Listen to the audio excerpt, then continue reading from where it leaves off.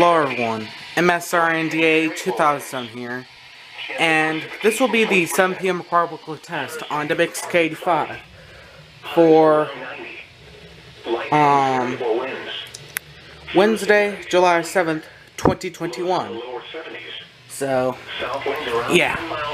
So, radios are going to be going off today. 12, 5, 19, both DeBur 300s, the ER50, all three DeBur 100s. Going to use the power cable for the HH54 partly for cloudy this. with a 20% chance of thunderstorms. This one. Highs in the lower 90s. Saturday night, partly cloudy with a 50% chance of thunderstorms. 12, 2, 4, 7, ER10, and HH50. With a 20% chance of thunderstorms. So, Highs yeah. in the mid-80s. Sunday night, clear. Lows in the lower 60s. Huh. Monday, mostly sunny. Highs in the mid-80s. Monday night, mostly clear.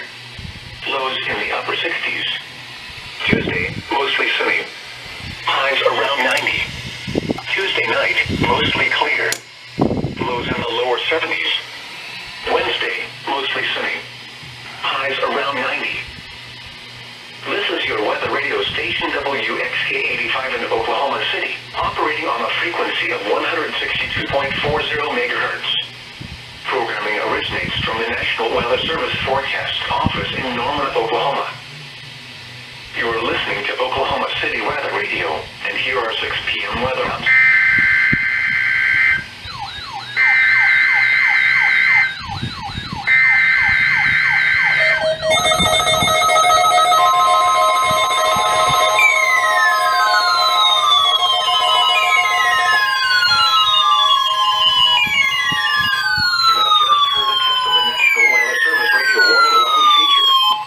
Reception of this broadcast and the warning alarm will vary at any given location.